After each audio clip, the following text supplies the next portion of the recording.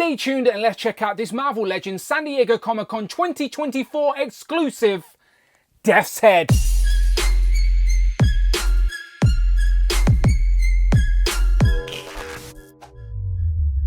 Pow and welcome back to the channel, Dan Who Reviews. As always, my name is Dan W. Make sure you are following me on Instagram at It's Dan Who. And remember now you can hit that join button and become a channel member as well. Either show some love or join the members club.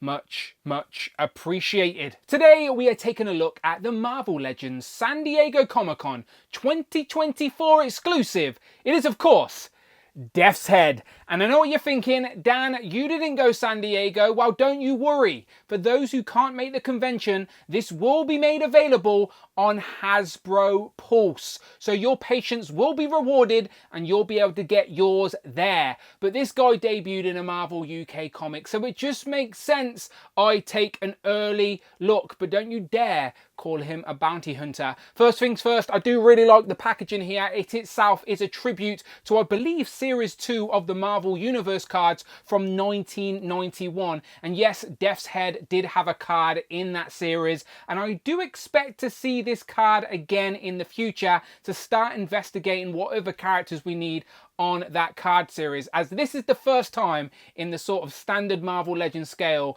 we have gotten Death's Head. We have gotten Death's Head 2, the sort of future version of him, but not the OG, who does have a convoluted history I will try and explain. But there he is in the front of the packaging, Death's Head on the front, picture of him in the comics on the side. We get the power ratings on the back, which is also a nice tribute to that card series. It says Dragon's Claw 5, 1988, but he did debut the year before in a Transformers comic. Again, I will explain more, but a write-up reads, "Don't call Death's Head a bounty hunter unless you're tired of breathing. This peacekeeping cyborg from the far future is a one-being arsenal who doesn't care who his next victim is as long as he's being paid."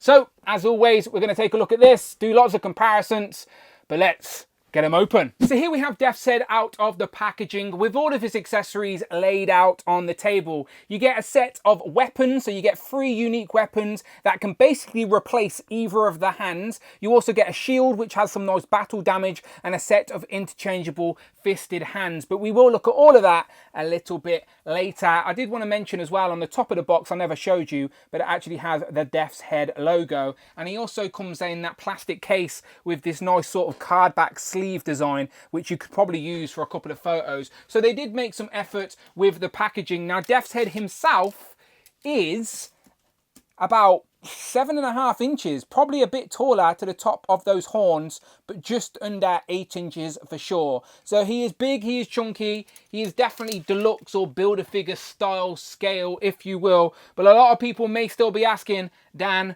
who is Death's Head? Well, let me try and explain. Death's Head is definitely not a robotic bounty hunter. He refers to himself as a freelance peacekeeping agent. He first appeared in a Marvel UK Transformers comic in 1987, but after going through a time portal, he ended up crossing over with Doctor Who nevertheless. It was the 7th Doctor who is responsible for reducing this Transformers scale Death's Head to the regular version we know today. He was eventually dropped off in the main Marvel Universe on top of the Baxter building, but still pops up in all different places. So you could call this guy a sort of multiversal universe hopping bounty hunter, but he will try and track you down if you call him as such. But he does look very nice, undoubtedly. Pinless legs. We do have pins on the single arm, so there's probably reuse up there. The cape seems to be glued to the top, but you do get that plug there for his shield. Nice texture on the cape as well. Lots of battle damage all over this guy, as you would expect.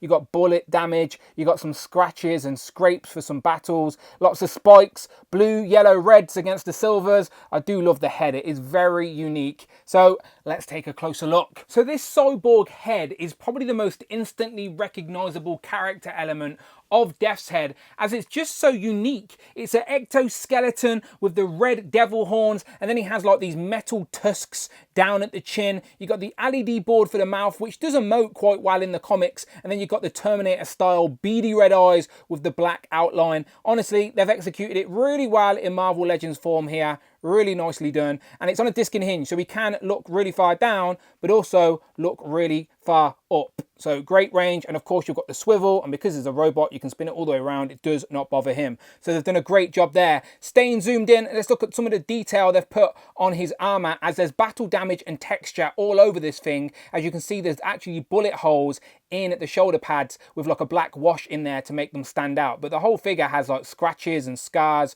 from his battles of being a bounty hunter. Whoops, I shouldn't call him that. But you'll notice it's not glued at the front. This is a separate piece which can go up and over the head, revealing his bare shoulders, and it is literally glued right there with the cape in between, so in those two spots. So that can go back up over the head and it won't hinder any of the shoulder movement. The shoulders will go up to 90, bicep swivel, single jointed elbows. Shame about that pin, but it is what it is. Spin it around to the back. Again, the cape is glued on, but there is some nice texture on the cape going all the way down to the ratty tattiness that scrapes along the bottom. And I should mention as well, it's not rock solid, but it's also not super soft. It's like just right to make it hold its shape, but not going to make him tip over when you're trying to get him to stand. So nice texture on the cape. And again, that texture continues on all his armor elements. This metallic blue sort of skirt piece has some battle scars and kinks and scratches all over it. Then you've got the discs with the yellow and the red. Nice contrast to each other, but also complement everything that's going on. If I lift that up out the way, you can see they've even added colour on the back, and he's got metallic trunks under that skirt piece. Down to the boots as well, with a little bit of red. Also battle damage in the boots. You can see like literally bullet holes in the boot there and there. So again, this guy has been in the battles. That is, we saw some scratches on there. So yeah, double jointed knees, so pinless as well, so he can kick his own ass. And the skirt piece will move out the way for articulation, so the leg will come out far, move it to the side as well. That's again, swivel at the waist with the crunch forward and back. So this guy moves really well for such a big, chunky robot. Really impressed with what we've got here. So on the back, of course, you've got the peg hole for the shield, which does have a peg. So it just plugs in there like so. No problem there, cuts a nice silhouette. But you would have noticed on the back of the shield, there are 3 like connectors, and that is to plug in all of his weapons. So all of these will just snap into place like so. So you can store his weapons on his shield and create a really cool silhouette on his back. So that's all 3 weapons there attached to the shield. And now we can plug the shield back in, because it's quite a long peg in his back. And then now all 3 weapons are stored on Death's Head, which is a really nice touch. I always appreciate it when you can display a character on the shelf holding all their accessories. So yeah, all 3 weapons now stored on the shield on his back. And again, you can put them in any order you want. You can plug one of them on the hand if you wanted to. You can have none at all.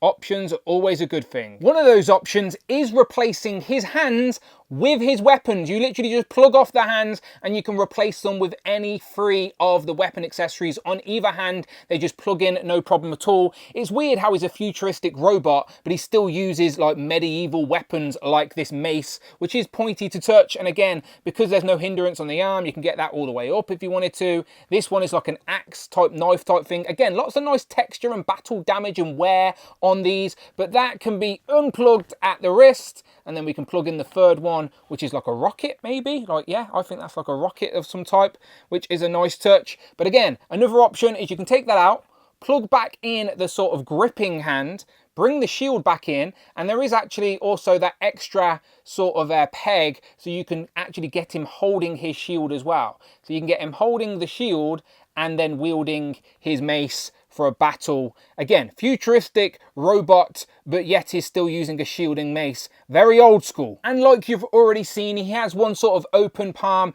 gesturing hand. And of course, he comes with a set of fisted hands as well. Moving into comparisons, and of course, the first one had to be Death's Head 2. And I know what you're thinking, creative name, but it is technically the same character but a future alternative version that got sent back in time. I think they fought or they teamed up, but either way they existed in the comics at the same time, so you can absolutely display them together if you wanted to. They're about the same scale as well. I just think the horns and the weapons on Death's head take him a little bit taller. This one came in an old Guardians of the Galaxy Build-A-Figure wave, didn't really come with many accessories, got that big techno-organic weapon arm. Very nice character design, sort of progression, a future version of this, but I do like the more classic look. And when we got this version in Legends, everyone was asking for Death's Head 1. Well, here he is, the OG, the original, looking very nice. And again, character design's completely different, but again, for some reason, work together at the same time. So yeah, I like these two. Definitely going to fit them in a sort of more cosmic display. I think that's where mine are going to end up. And we have multiple versions of the Fantastic Four in Marvel Legends form, but these are the ones I have on the table, the Dan Slott sort of modern day versions. So we have Ben Grimm the Thing, Reed Richards Mr. Fantastic, and then his daughter Valeria, just for a sense of scale. And to be fair, Death's Head is even taller than Ben Grimm. And don't ask me why, but for some reason I'm on a bit of a Doctor Doom kick at the minute. So here we have two Marvel Legends Doctor Dooms. This is the sort of Iron Man crossover version, which has just went up on the aftermarket. So if you want one, don't hesitate. And he also towers above your regular Marvel Legends, including the Avengers. So we have the modular Iron Man and the 20th Captain America. And if you still haven't seen Deadpool and Wolverine, don't hesitate, go and see it ASAP, try not to be spoiled. And just for scale, I was looking for a few sort of chunky robot types. So we have the Mandroid and then the Kree Sentry, I believe. So you can see that Death's Head is definitely a Build-A-Figure type scale here, as he's just as tall as the Mandroid and only just a little bit shorter than that Kree Sentry. Now remember, before he went through that time portal and met Doctor Who, he was a bigger scaled character. He was just as big as the Transformers, so he can sort of fit in as a villain to some of the Transformers out there. So this is just a couple from the Siege collection. I'm only a casual Transformers guy, so I don't really know the lore too much, but I know that's Megatron, Optimus, and little Bumblebee. And finally, let's wrap up with the Who crew. As you can see, Death's Head towers above every single member, and yes, you will notice we have a brand new member voted on via the community during my live streams. Jocasta is out, Hydra Bob is in. Welcome to the nonsense. What the hell does he carry in that briefcase? But the Who crew is now officially Frogman, Tigra, Captain Britain, and Hal Fire Hank. So final thoughts on this Marvel Legends San Diego Comic-Con 2024 exclusive, Death's Head. But don't you worry, it was only first to market at San Diego Comic-Con. It will be available on Hasbro Pulse if you want it. I'm just not too sure on the date. So your patience should be rewarded, and everybody who wants to add Death's Head to their collection should be able to. I am definitely happy to get it in hand. He is a UK debutant, of course, so I'm going to put him amongst my cosmic collection. But you let me know in the comments below, whereabouts is Death's Head gonna go in your collection? But it is a very nice classic rendition of the character, and those colours pop against that metallic skin, that is for sure. And I really like the way you can store his weapons as well, in case you want to display him in a more neutral pose. As always, if you like Marvel Legends, you are absolutely in the right place. You know what to do. Check out the videos tab, find the playlists, but most importantly, please hit that subscribe button, hit all on the notification bell, don't miss out on the video, and please hit that join button, become a channel member, either show some love